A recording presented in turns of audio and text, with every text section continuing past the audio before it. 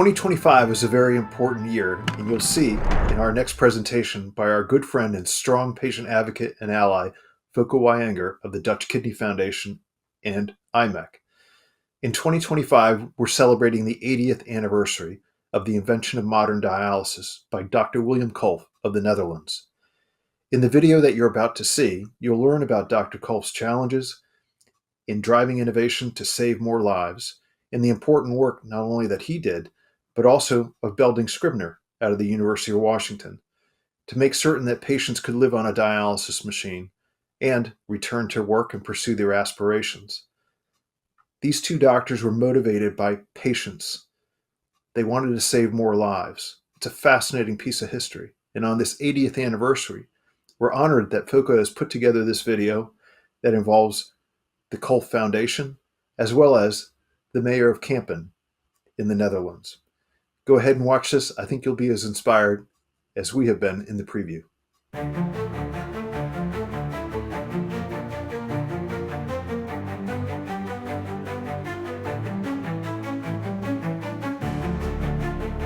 Welcome into the beautiful city of Kampen, the birthplace of his innovation, artificial organs, Dr. Kolff.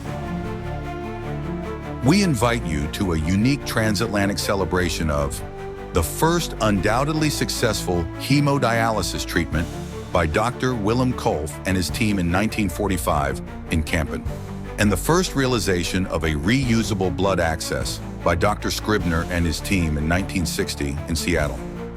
By the medical knowledge of 1945, nothing could be done for patients with kidney failure. They were doomed to die. But in Kampen, Dr. Kolff proved that his self-built hemodialysis machine worked by saving the life of Sophia Schaafstadt in 1945.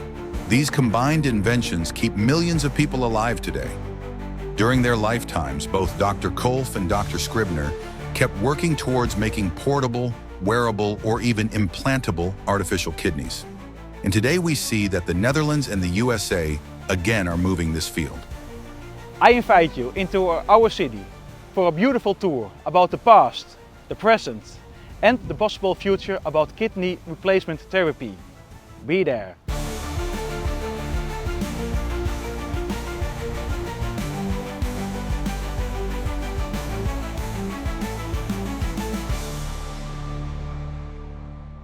Greetings from the city of Kampen in the Netherlands. Today we will be your reporters in the field to tell about a miracle moment in medical history. In the hospital behind us, the young Dr. Willem Kolff, together with his team, designed and built their own functional hemodialysis machine. We will tell you the story from Dr. Kolff's old doctor's office, located behind this window. Come along inside. It's great that they made this an elderly home so that the function is preserved. I think that's a very clever move. And it's still the same building. Yeah, still the same building. Kampen City Hospital was constructed in 1913. Aha, Take a look at this wonderful mosaic. that's really nice.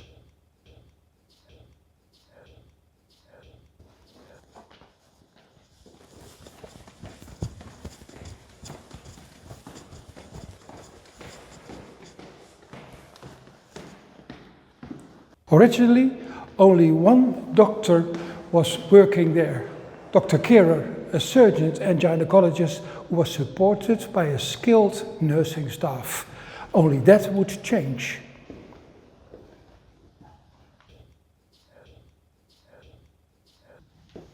In 1940, Dr. Kolff and his wife Janke were in The Hague visiting family for the funeral when hell broke loose. Hitler invaded the Netherlands and ordered deliberate heavy bombing on civilians. The city of Rotterdam was bombed flat. Thousands of civilians were deliberately killed or wounded, and Kolff realized that blood transfusions were needed to save lives, and being a man of action, he rushed off through the fighting and organized the first blood bank of the European mainland. It still exists today. The Nazis were going to take control of the Groningen hospital where Kolff then worked. So he decided to leave there and accepted a vacancy as internal medicine specialist in Kampen. It turned out to be a perfect escape. So in 1941, Kolff started working in this hospital. Let us walk to the doctor's office. Here we see a picture of Willem Kolff and his wife Janke at their arrival in Kampen. Janke Kolff Huidekoper, who had studied pharmacy, played a crucial role for the success of her husband. She namely had inherited quite some money for her family. This turned out to be a determining secret weapon in several situations where Kolff was at a critical point and could not get funding from other investors. So it's very just that this photo is hanging beside the door of the doctor's office of Willem Kolff. Let us step inside. Let's step inside. For me, as a nephrologist, this is holy ground. This is the very place where medical miracles happened. For me, as a medical technologist, it's most impressive seeing this replica of Kolff's hemodialysis machine. At the photo here, we can see that some difference exists between the replica and the original machine. Indeed, the first machine that was built and further improved from 1942 on had a drum made of aluminium. Kolff had taken this aluminum from a shot-down German airplane. This was also very typical for him. Many times he used materials and machines components for totally different applications than they were originated for. So Kolff basically took a bathtub-sized reservoir where a drum is rotating half submerged in the dialysate fluid. The filter is made of cellophane sausage skin that the local butcher used to fill the meat as sausages. The blood was pumped by a small roller pump and entered the cellophane via a rotating coupling that was taken from the water cooling circuit of a Ford car engine. During an interview where he looks back on his invention, Dr. Kolff explains how the cellophane sausage skin functioned as a hemodialysis filter. Now this here is cellophane tubing. It looks like a ribbon, it's not, it's hollow, and it is artificial sausage skin. And it's an excellent dialyzer. And this dialysis means that if you have blood inside here, small molecules will go through the pores of the membrane to the outside where you have a dialyzing fluid. And so urea and other products that the kidneys normally excrete will go out. And another thing happens. Sodium chloride and other electrolytes would also go out. So you add them to the dialyzing fluid on the outside, and now they go out and in. And you get an equilibration through this membrane. So if the sodium of the patient is too low, it goes higher, and if it's too high, it goes lower. It normalizes it. In 1943, Jannie Schrijver was the first patient ever who awoke from a uremic coma thanks to hemodialysis. Every doctor had given her up, saying she would go into uremic coma and die. After the dialysis treatment, however, she was clearly conscious. And then after some days, again lost consciousness. So by repeatedly recovering her from uremic coma, Dr. Kolff and his team kept Jannie 4 weeks longer alive than any doctor would have expected. Jannie died because her kidneys were so heavily damaged that she needed dialysis every 2 days. But Kolff did not have the vascular access technology to do this. To take blood out of the body and then return it after cleaning, he had to cut a vessel and place 2 glass capillaries up to the vessel openings. But then in 1945, just after the liberation of the Netherlands, he got another patient. Sophia Schaffstad was a woman that had collaborated with the Nazis, for which she was put in prison. But she got very ill and she was brought to the Kampen hospital. It turned out that she had acute anuric kidney failure. Kolff is aware that the many Dutch people who suffered terribly from the Nazis and their collaborators would rather see Mrs. Schaffstad die. Even her husband hated her for her collaboration.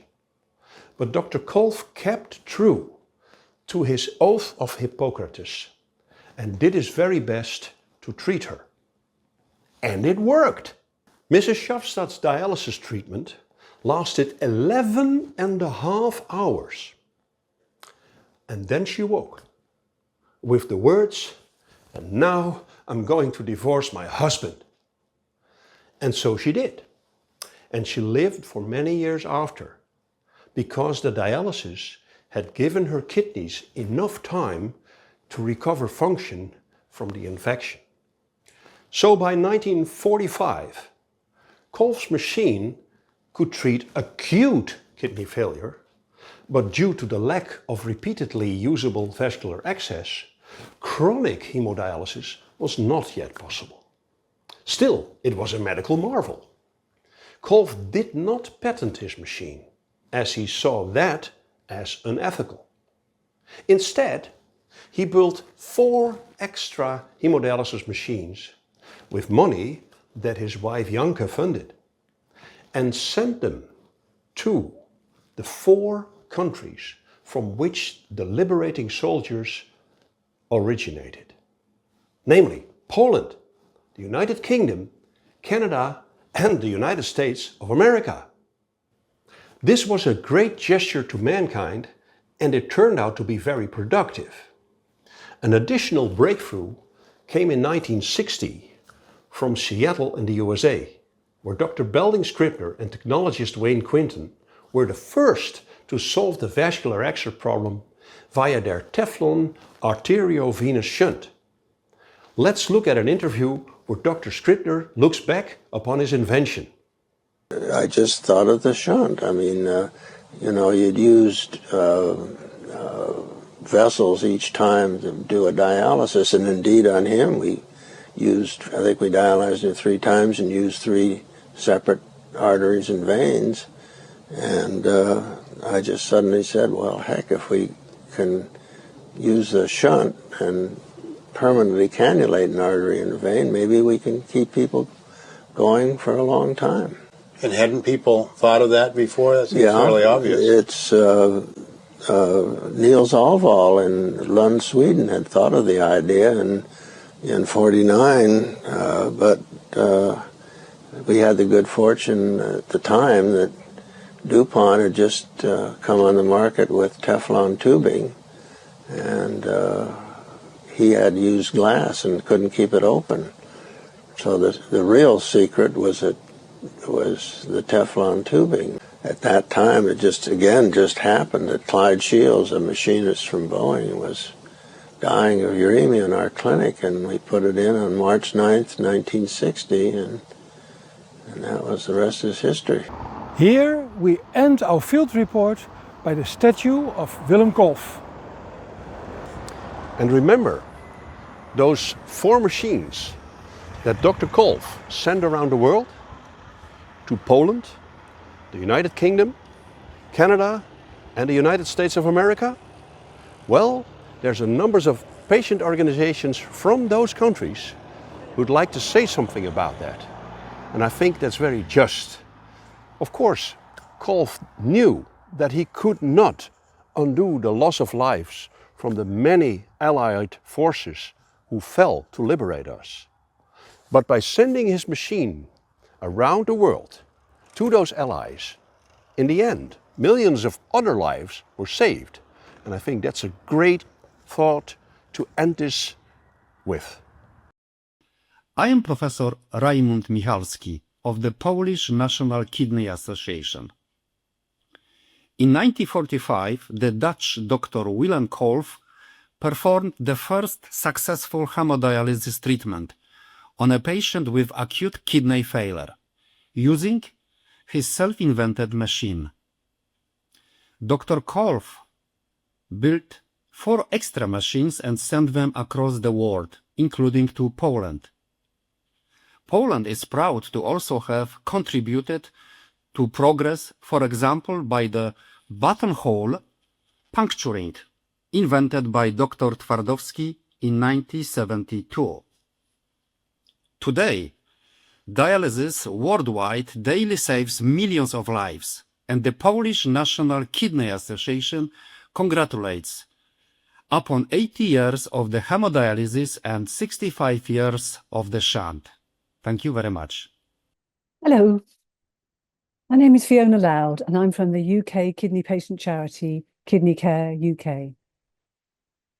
After World War II and at the end of 1945, the Dutch doctor Willem Kolff used his self-invented hemodialysis machine to save the life of Sophia Shafstad, a patient with acute kidney failure, who was in a uremic coma and doomed to die. Dr. Kolff did not write a patent, but he shared his amazing invention with the world. He built 4 extra machines at his own expense and sent them out into the world to save more people, including to our country. The United Kingdom is proud also to have contributed to further progress in kidney care. For example, Dr. Sidney Sheldon, who in turn helped to bring hemodialysis to Germany in 1969. Today, people on dialysis daily have their lives saved, millions of them do, and KidneyCare UK congratulates everyone upon 60 years of hemodialysis, 70 years of ASAIO, and 65 years of the shunt. Thanks very much. The Kidney Patient and Donor Alliance is Canada's first and only non-profit organization led by kidney patients and donors. We're working together to amplify patient and donor voices and to drive positive change in kidney care and transplantation. We strongly align with your motto, nothing about us without us. Hi, I'm Lynn, and I'm a kidney donor. We recognize that many kidney patients today wouldn't even get the chance to have a transplant or even be physically able to receive a transplanted kidney without the miraculous invention of the dialysis machine, like my son. And so on behalf of Canada, we thank Dr. Kolff for having gifted a free version of his machine to Canada, providing hope for so many. Hi, I'm Brent. I'm a kidney donor to my daughter 21 years ago. And while it has been 80 years since Dr. Kolff gifted one of 4 of the first machines to Canada, we owe it to his legacy and to our children, grandchildren, and great-grandchildren to come up with the next best solution. That's why you are all here today, and we thank you. I'm Brendan, and I've been on dialysis for 20 years. By the sheer fact that we're sharing a message with all of you from across an ocean, we know that kidney disease knows no boundaries. Every country on the planet is affected by kidney disease. Here in Canada, there are almost 30,000 people on dialysis, and 1/3 of those dialysis started urgently as crash starts. We all have a common purpose to create innovative and future-looking solutions, and Canada is actively contributing to international innovation. We wish you all an inspiring and productive conference. We will be watching and cheering you on from Canada. Thank you so very much, Fokko, and thank you to the Kolff Foundation and the Mayor of Kampen for bringing that special video presentation to us. I'd also like to thank those we heard from Canada and Poland and the United Kingdom. Our appreciation for the work of Dr. Kolff and Dr. Scribner as patients is profound. We really don't know how to measure it. We're here today, and so many millions of other people are here today because of their pioneering research and their intense efforts to bring innovations to the marketplace. Make no mistake about it, these doctors were very focused on improving and extending the lives of patients, and they did a miraculous thing. They worked together and they fought for humanity, and we are their legacy. It's an important lesson for us to know that doctors using patient insights and lived experiences as well as researchers and private industry, can save millions of lives. But again, part of our job is to make certain that those innovations can reach the marketplace. And by doing that, we expand opportunity and we remove barriers. So thank you once again. We hope you enjoyed the presentation.